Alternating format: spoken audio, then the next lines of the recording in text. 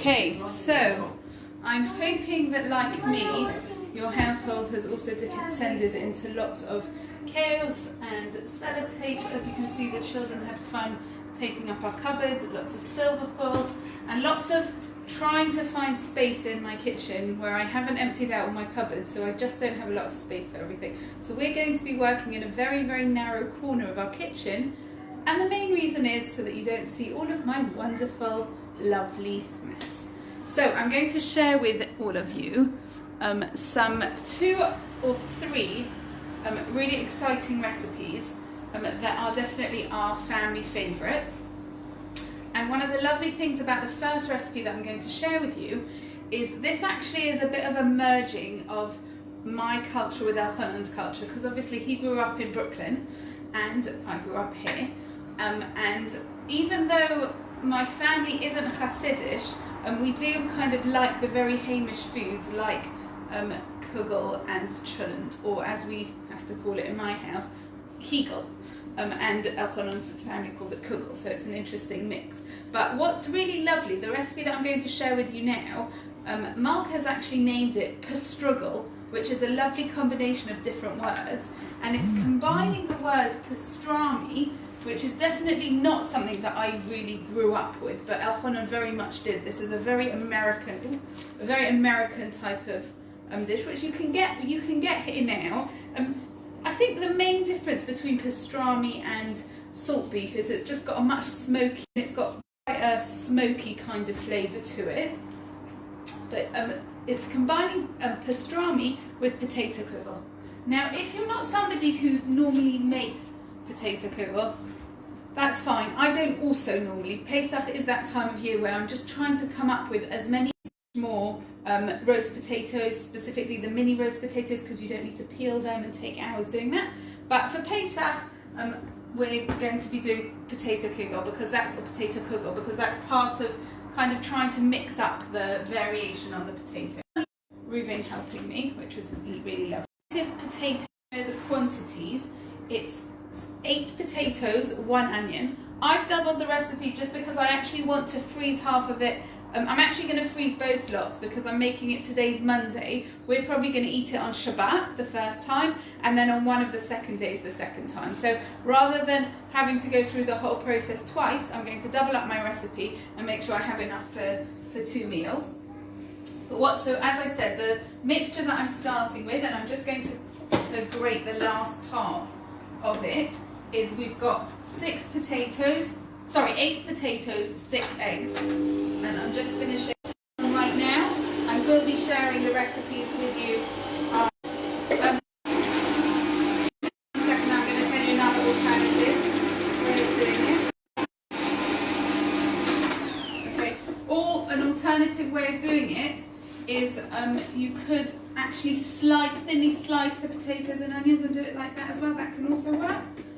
Potato kugel recipe. I have to be honest with you, it took me a while till I found a recipe that I really like, and this is it. So we've got 8 potatoes in here grated.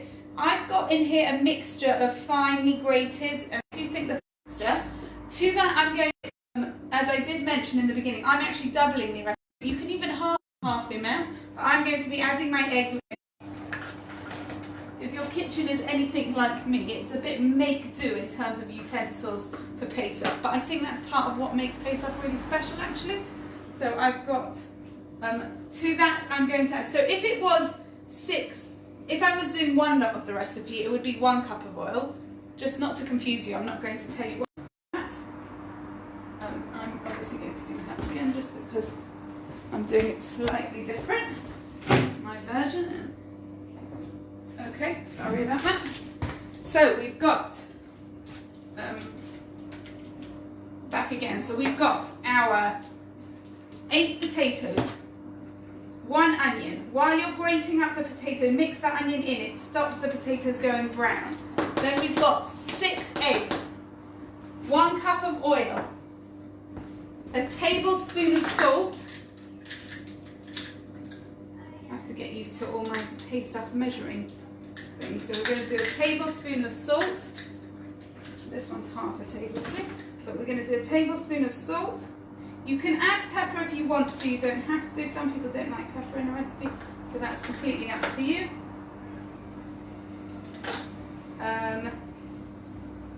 And then garlic powder to taste. So if you like it very garlicky, you need to put in lots of garlic powder. If you don't, just put in a little bit. So I'm going to add a little bit of pepper because why not? And some garlic powder to taste. Again, like I said, we're doing double the recipe for me, but this would be your recipe. Mixing it all together. And this would then be my basic potato kugel recipe. As I said, I don't make it very often because it is more work than, let's say, just making roast potatoes, but it's lovely. First of all, it's a lovely recipe to get a chance to do now for Pesach, something special for Yom Tov. And also it does have it makes a nice change when our main thing, you know, we can't do rice, we can't do lentils, we can't do pasta. We're having potatoes probably as our starch, our carbs at every meal. It doesn't have to be potatoes, we can do parsnips and turnips and all interesting things as well, but as a main, potato is definitely the main thing that we're going to be dealing with.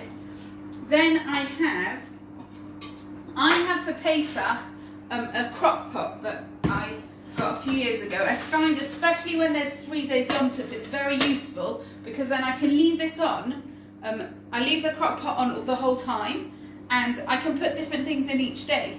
So I can we're going to make the pastrami potato kugel, that can go in one day. Then I can rinse it out, the base is still on, so then I'm not creating a flame, and I can make soup in it another day. I can make salt beef in it. You can put raw salt beef in with cover in water, and like you would boil it in a pot, you can put it in and it will be ready the next day as well. So that's something that I can do as well.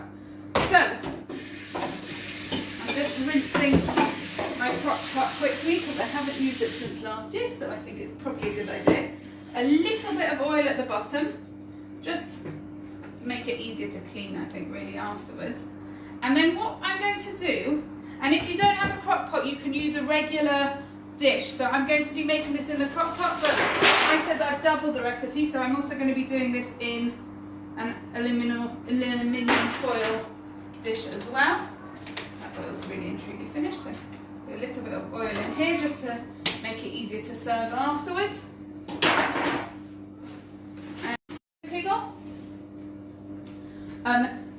Now, because this isn't just regular potato kugel, as Malka named it, it's going to be pastrigel, which is potato kugel with pastrami mixed in together.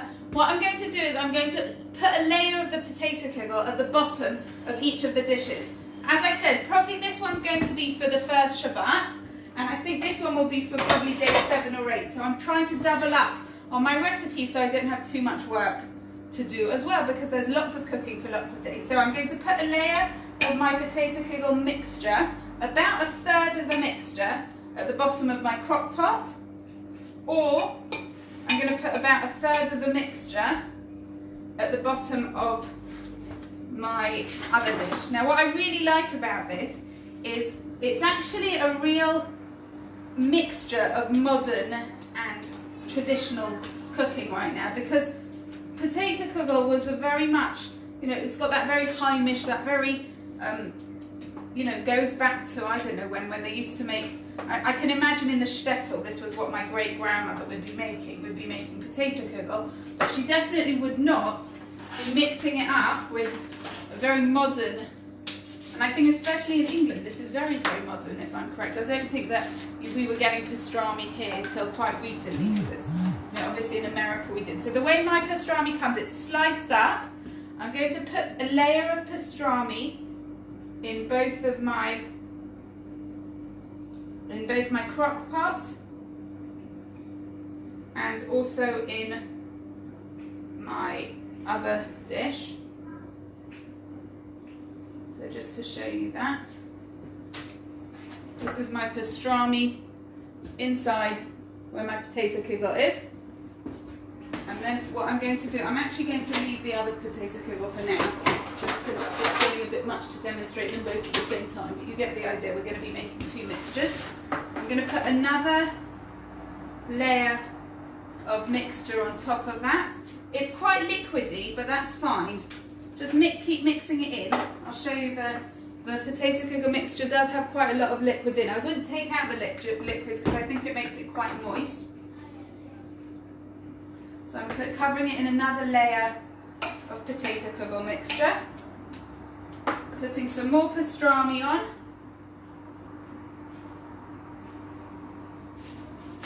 As we said, aptly named, we're going to now have this as our pastrigel. 2 more slices over here. And this just gives it a really nice, smoky flavour, different type of feel to it. So, last layer of potato mixture going on the top.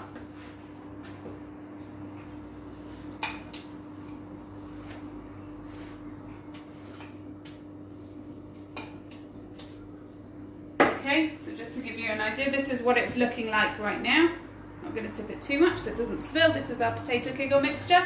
I'm going to put this into the oven on 180 degrees for about an hour.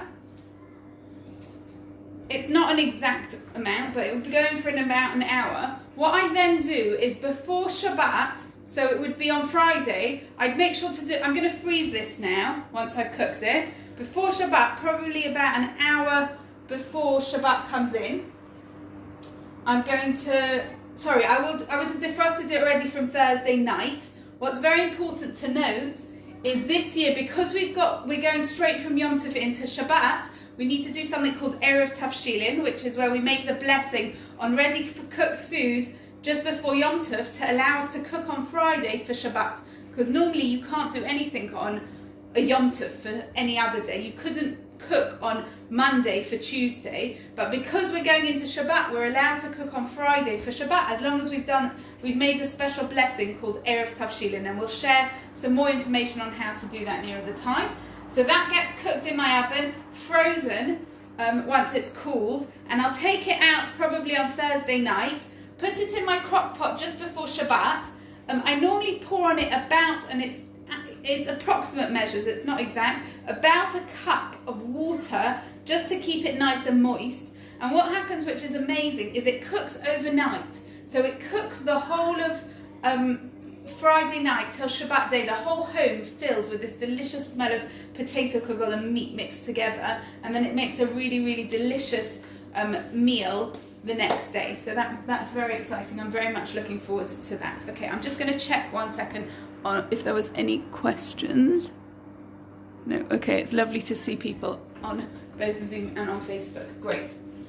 So that's one of my definite faves in terms of recipes, and it goes down really well in our home. Like I said, if you don't have a mixer, you can just use your hand grater. If you don't have a hand grater, you can thinly slice the potatoes and onions. Needs a little bit more patience, but it's fine. And you can layer it. Often we do that, like sauteed scallop potatoes, which is a delicious variation again to make on Pesach. So now what I would like to share with you is actually something that I discovered this afternoon. Now, as many of you I know are wishing that you would be right now in Israel. Whether it was our plan to be there, as some of us had, or whether it was a dream that you wish that you could have been there.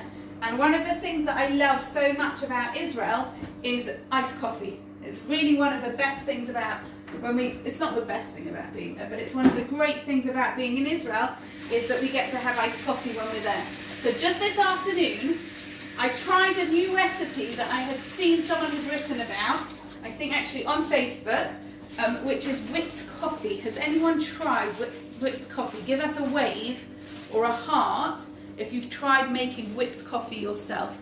Just looking to see if anyone who's watching has ever tried to make whipped coffee. Now, if you haven't and you're a big coffee fan, this is very, very exciting. I'm going to make it in a mixer. I actually haven't even cleaned the mixer from when I just made it before because I was so excited to be able to share it with you, and because actually you can just use the same thing again. We didn't have ice to be able to make the recipe with, and it actually says that you should have ice.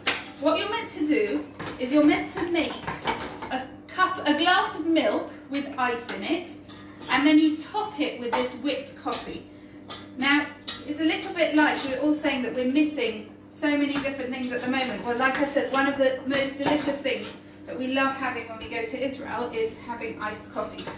And this is, if I can get this to work, this is going to be our Pesach variation on a theme. I just can't get my machine to close right now.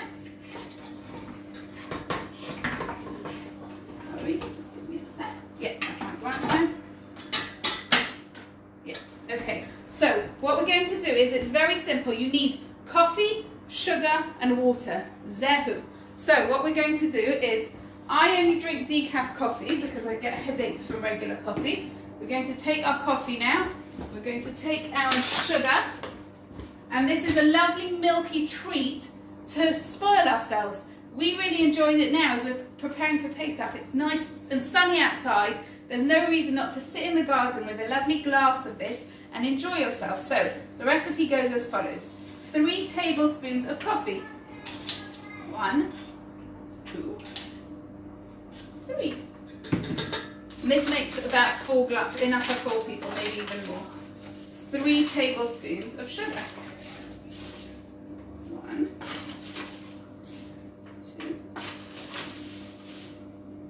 3. And then you add to that, so I'm going to just mix that a little bit together. I'm not sure why this is not mixing as I want it, but okay. Mix that together. So I've just got my sugar and my coffee mixed together. And now I'm going to add to that 2 tablespoons of water. Okay, and once you mix it, so ideally really to use a whisk to do this. I'm lucky enough to have the machine, so I'm going to use that. Once you've mixed it and it looks like it might need a little bit more water, sorry, not once you've just mixed it, now I'm just mixing it with a spoon, and then afterwards I'm going to whisk it. So I'm just trying to, just to show you, I'm just dissolving the coffee, sugar and water together. And what happens is quite exciting. It's really like magic.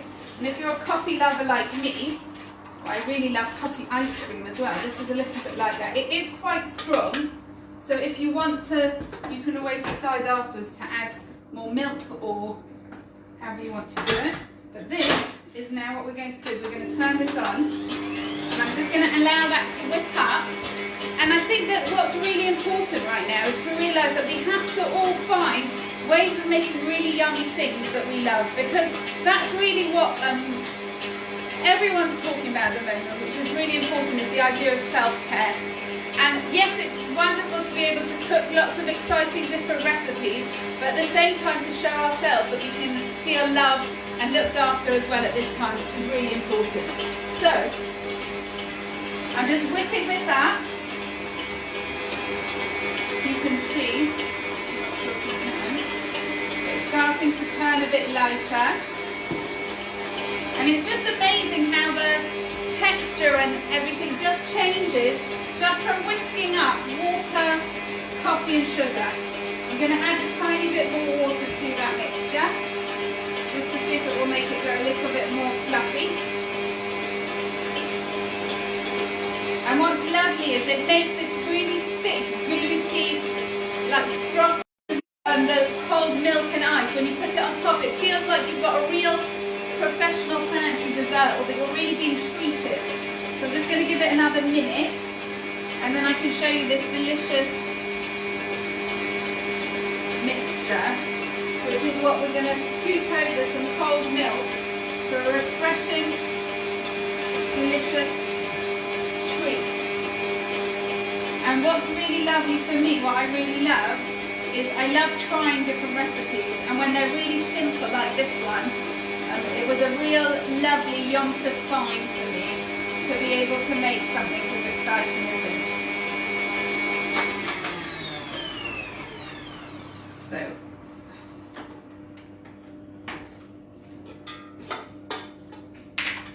just to show everyone, this is what we're talking about. It looks really lovely, thick and syrupy. It's thicker than syrup even, so it's a really lovely thick mixture. And we will now, you can see it's dripping off. Doesn't that look delicious for all the coffee lovers out there? And I can now take this and just 2 or 3 spoons of it you just take and put on top of the milk with the ice cubes. And what's really exciting is because it's quite a thick mixture, it will float on top of your milk and your ice, which is really, really lovely and special. The last thing that I want to share with you is one of our family's really, really favourite, and one of those really important things that we have to have at almost all of our meals. So if you're anything like me, having chicken soup is just one of those non-negotiables. Like chicken soup, go and ask one of the other kids, sweetie pie. Having chicken soup at meals is just one of those really, really, that is what makes it for me, Shabbat or Yom Tov. I always have to have chicken soup. Achonon disagrees with me. He's not as big a chicken soup fan as I am, but thankfully he's very happy to go along because I prefer chicken soup. Go and ask one of your siblings, and Yaakov just wants some attention, but we're going to try and see if he can get one of his brothers or sisters to help him with that one.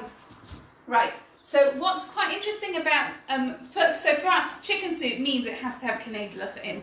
And lots of you we've been very privileged that lots of you have been to our home before. And one of the favourite things that we love to make is knedlach. And I'm going to share with you our knedlach recipe because it's really not very complicated.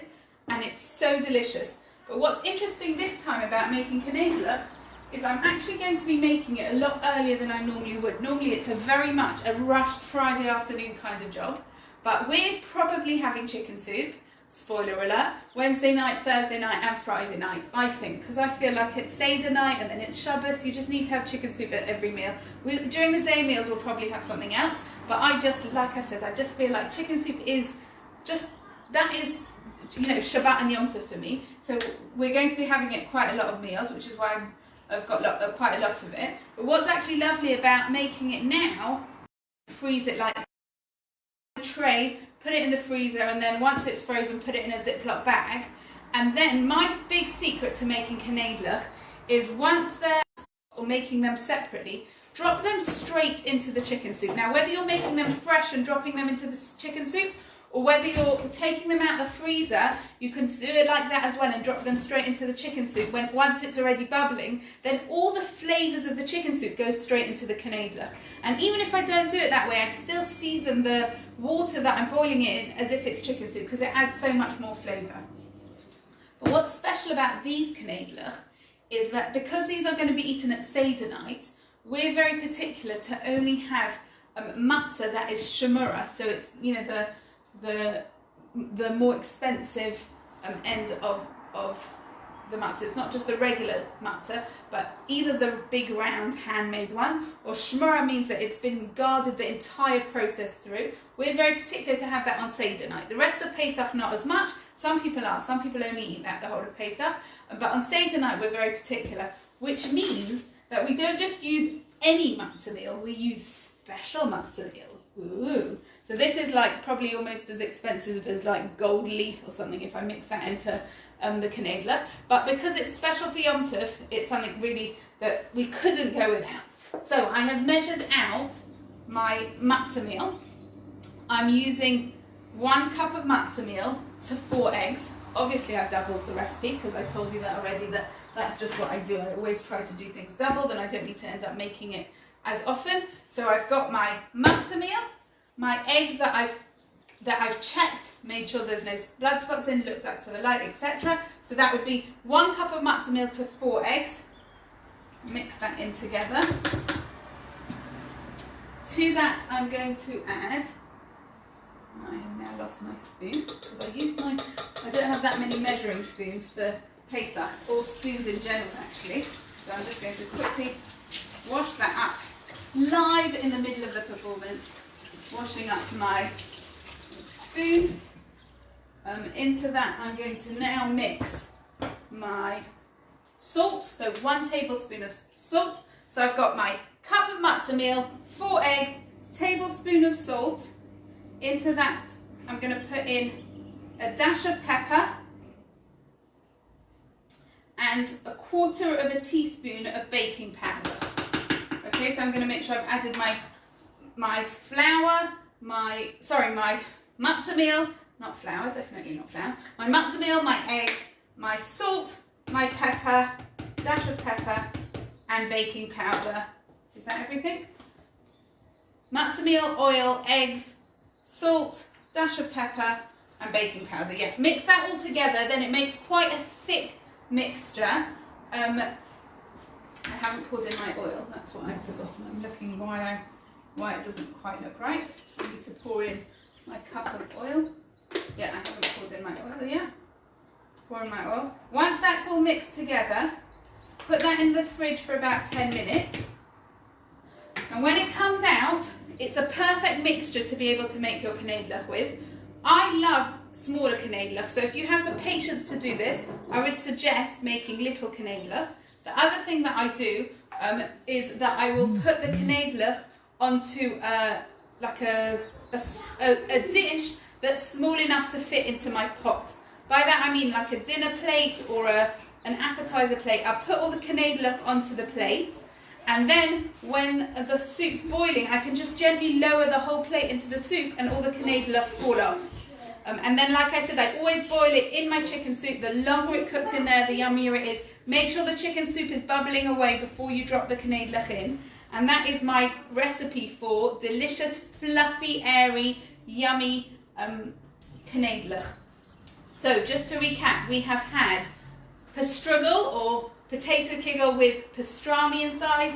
We've had delicious coffee, whipped coffee, which is going to be everyone's new favourite. Let me know once you've tried it what you think. 3 ingredients, coffee, sugar and water. Everyone has that. Just whip it up and enjoy it in a delicious, your favourite mug, your favourite Pesach mug with some ice cold milk.